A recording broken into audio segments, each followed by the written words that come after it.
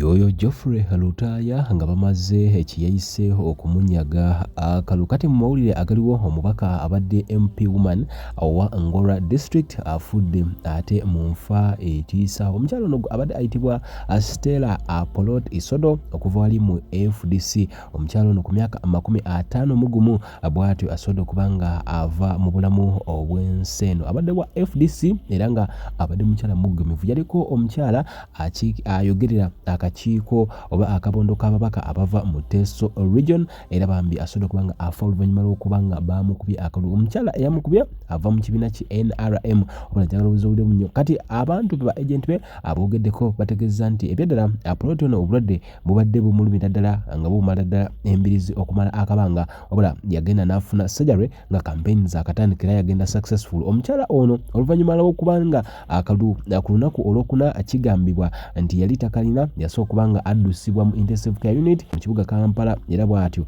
n'asooka kuba nti gye ba announcingidde nti bambi yasobodde kubanga ayitamu bw'atyo n'afa. Mulega nnaku okuva side zeeyo baali bamulebya imbu ate obulwadde bwattuka afudde mu sukaali baali bamulebeza ddala nga bamutwalira ddala akajegere era bambi kasita balangiridde oba oliawo kirabika nga kinsumuzimu ku nsonga obuliawo nga yatendewaliddwa wabula nga ye abadde omulwadde akalulu si kangu wabula njagala kulaga embeera ezimu ku za happenings nga nasooka neya Geoffrey Lutaya Honorable eyagambye nti omwami ayitibwa Haruna Kasolo mbwe yamunyazeeko obwegezi bwe. Ngenda kulaga embeera ya Zahara Luyiri Kamala omukyala wa NUP eyawangudde ekifo kya Makindye West. Eno nga abaddeyo omwami omubaka abadde ayitibwa Alan Sewanyana omusajja wa bwino ng'asobodde kubanga bamunze. Kati ono baabadde baagala kumunyaga akalulu ke mu misanatuku yakaabye Honorable Ssenyonyi ate kw'ossa n'abalabaka ba NUP bazze ne bamuyirawo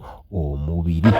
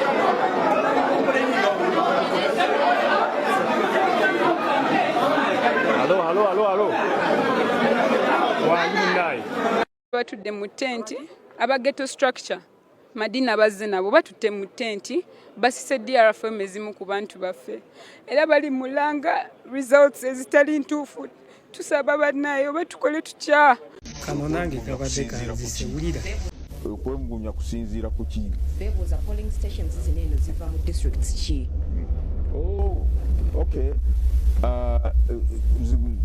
enkola eyo era mba kwogera na abakola ku system yaffe ebimbe kali magezi ne tugamba nti ensonga eyo ndowooza bwe tunaatuukira saa 8 tuyinza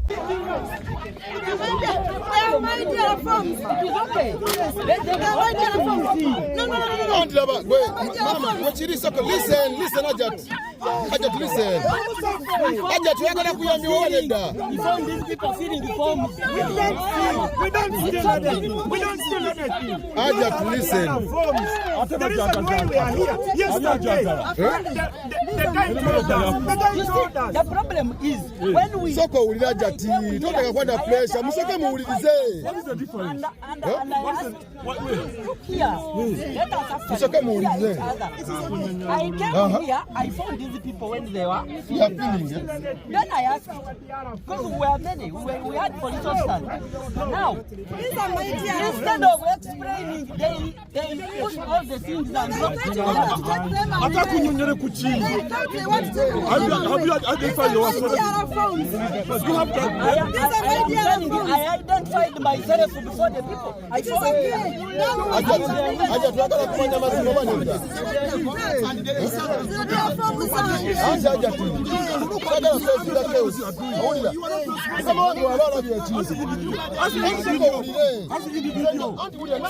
we want to find out.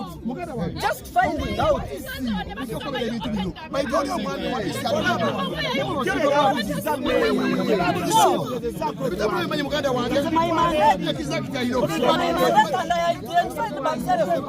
If you are mandate, just get a team and you get the team come here and you check.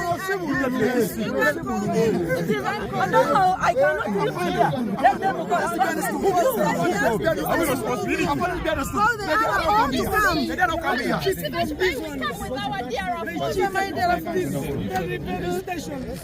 We are trying to verify. Let's calm down. It is okay. If you verify, why don't you explain? Why don't you explain? Why are you hiding them inside?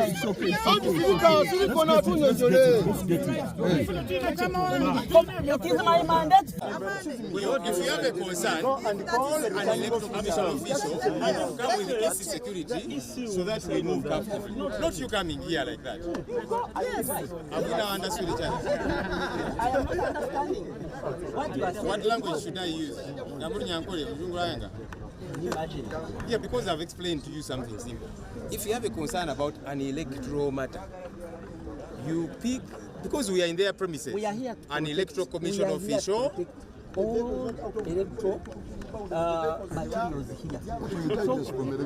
Who gave you that mandate that you can come and take away our DR forms? To be sincere, and if you don't know, I hate the political disillusionment. I don't care. I was even called. I'm not the one who identified. If you head political desk KMP, so your role is to come and grab people's DR forms? No, to verify. To verify? Yes. Are you the electoral commission? To verify? You're now the EC? I have a mandate of verifying. Because you head political desk Yes, at police? yes. No. Don't confuse me. You're confusing yourself. Don't confuse me. You have no mandate regarding the other forms. That's the role of the electoral commission. No.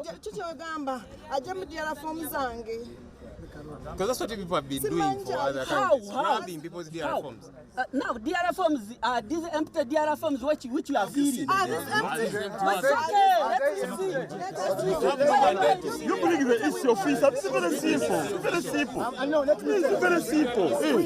Very simple. Very simple. We have voters. People voted for us. People voted for us. We don't need to we don't need to do that. If you have a verify, the list is unverified. You go and pick them up. Ndio mtu wa police officer ajapo alijara form. Tetusobola kujuliza Mandated to verify forms. Gendo leto wa EC aja verify. Police officer go verifying the form.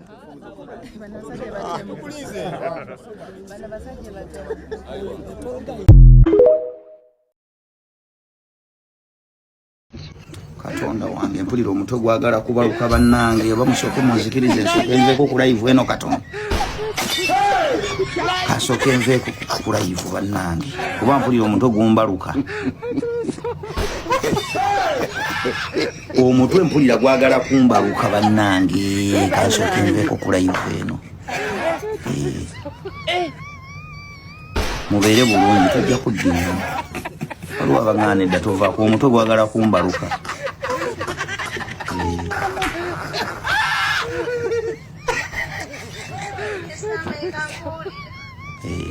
mazima 7 million nga tebasobola kukubuulira waje zikoze eki.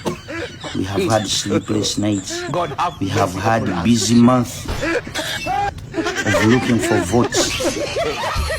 Byonna bye tukoze bigende bwe bityo nga mulimu n'abantu baffe abalusuddemu akaba, baganda baffe abali mu makomera abasibe, baganda baffe abasibe abali mu makomera abasibiddwa obwemage, ababaddeyo emyaka essuubi libali mu bannayuganda abali ebweru. So tulabaganye mulayibudda Parliament we Mawogola South Goreti Namuga agambye nti yeewuunyisa nnyo obuvuyo obwetobese mu kulonda kw'omulundi guno. Namuga Goreti tonfunye wuuno kaabyogere.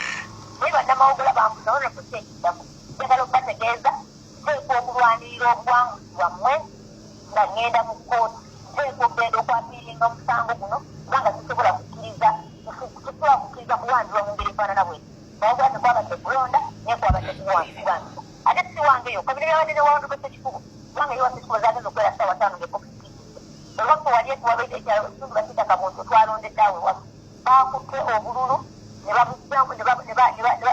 bazikulawo ne bayiwamu direct ne bawumuzaako essaffaali ensonga zeezo ye Mawogola zeezo nga byabadde ekitali nkongo okwabadde kulonda naye kwabadde kuwamba buwansi in summary Mawogola bagiwambye buwansi tetwalonda. Bw'atyo Goreti Namuga nga yeewera okuddukira mu kkooti.